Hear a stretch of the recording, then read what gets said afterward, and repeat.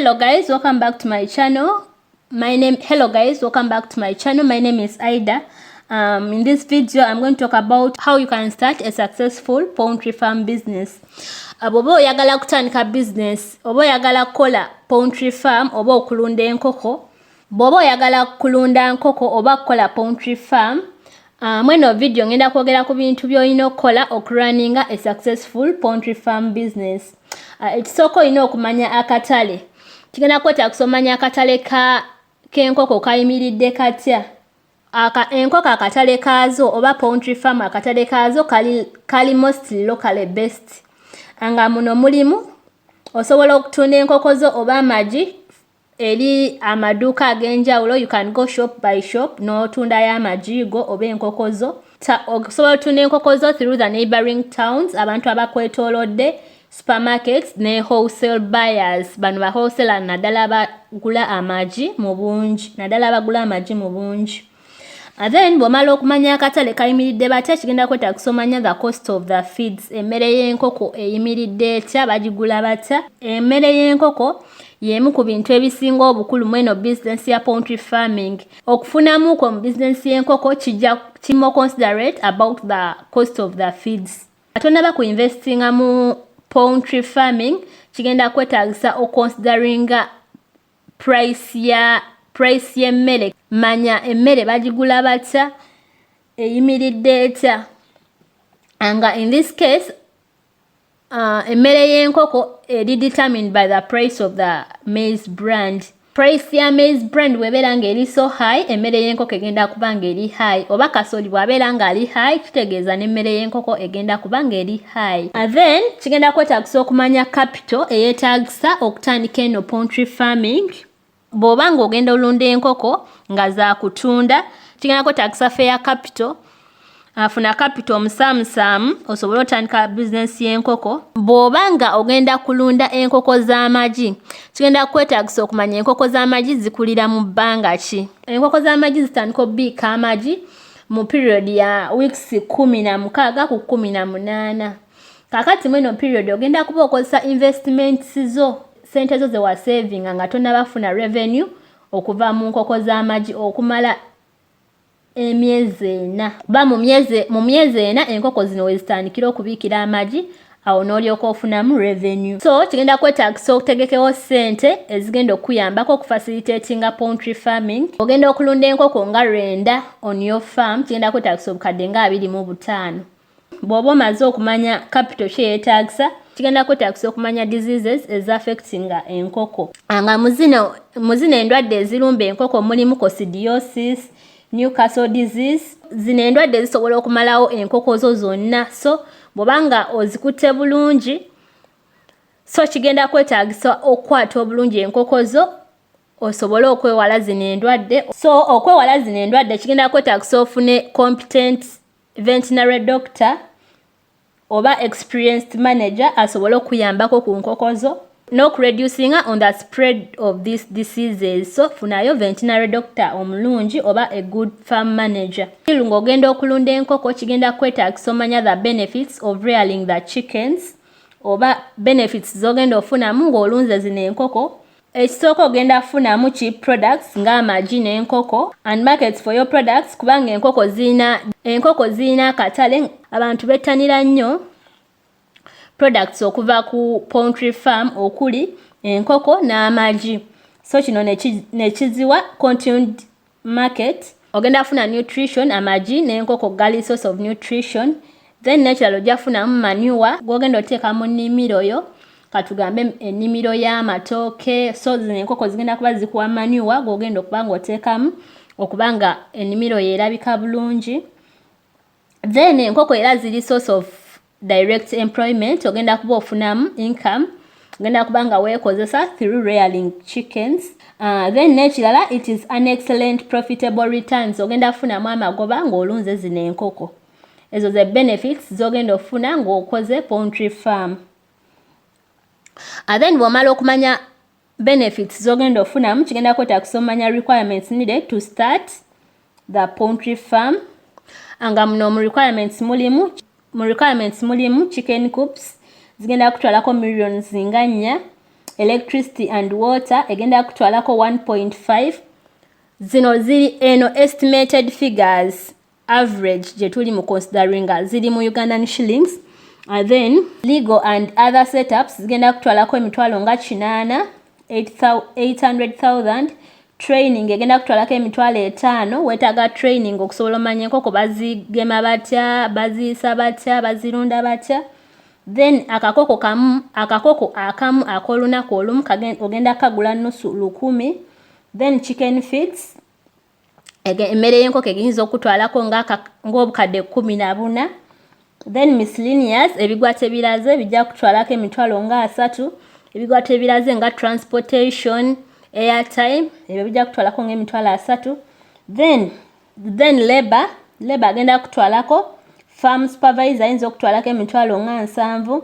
Farm manager ajja kutwalako akakadde nga 1. Farmland egenda kutwalako emitwalo nga 8. Veterinary officer ayinza okutwalako emitwalo 3 per visit.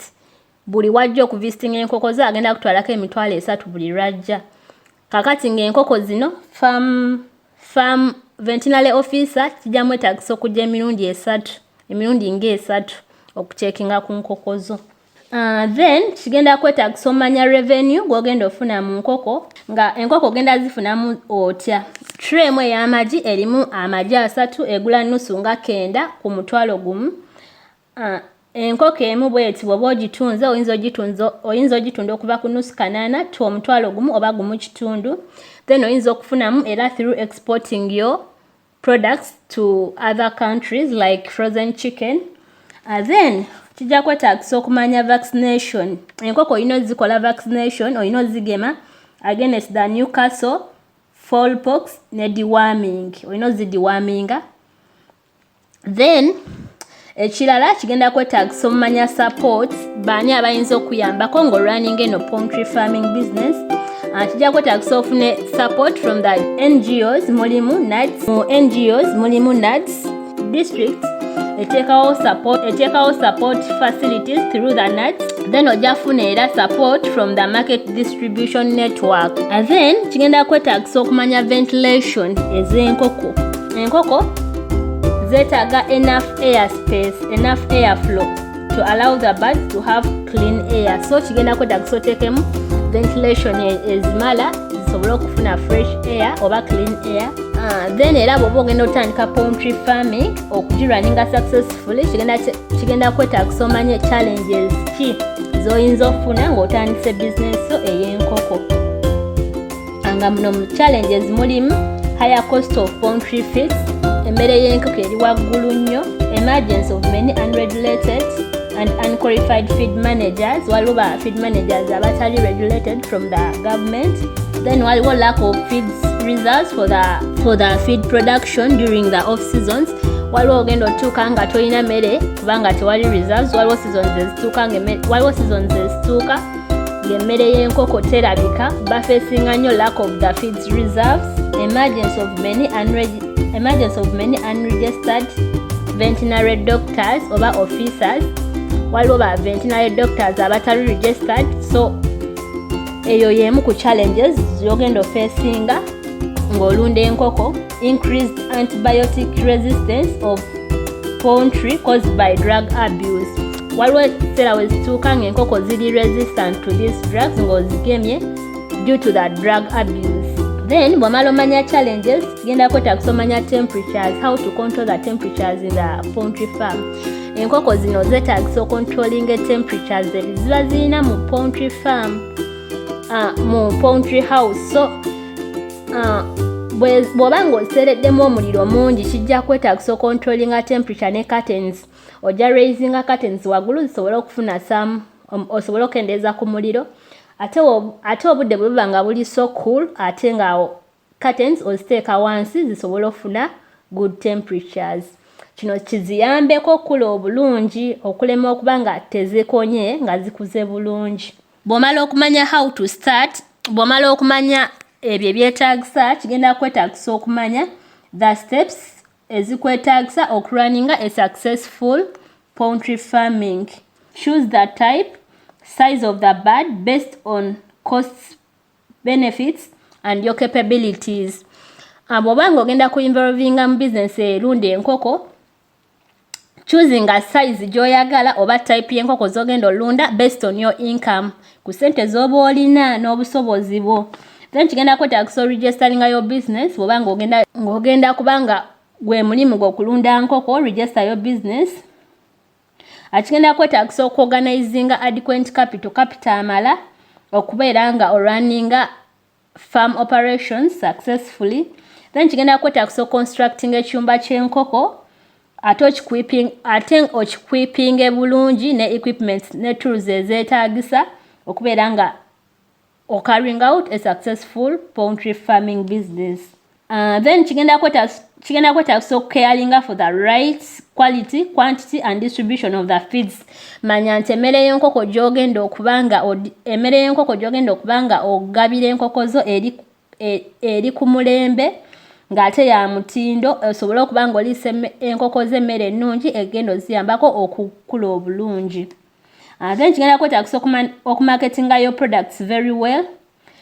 N'ekirala kigenda kwetagisa ensuring a good hygiene and higher quality of your poultry products like the chicken. Kigenda kwetagisa omanya tools. Then bw'oba ogenda lunda enkoko kigenda kwetagisa okumanya the required equipment and the tools needed on the farm. Biki ebyetagisa, tools ki z'ogenda okukozesa nga muno mulimu kigenda kwetagisa ofune drinkers, feeders, trays, nests, charcoal stove ekuyambeko okuwa enkoko temperatures ezigimala, wooden trough feeders and front drinkers for the young birds. Then ebyo byonna wonooba omaze obiteeka into consideration, kigenda kwetagisa okutegeera good structure y'enkoko erina kuba na biki. A good structure erina okuba ne poultry house, ekyumba ky'enkoko, toilets oba offices, changing rooms, disinfection barriers, feed and equipment store, then clean water source and access to the load plus the sanitary pits.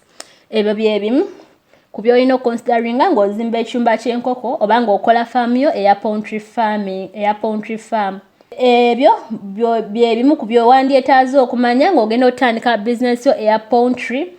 Mwebale nnyo kumpuliriza. If you have liked the information in this video, you can consider subscribing, like, share, comment. Thank you.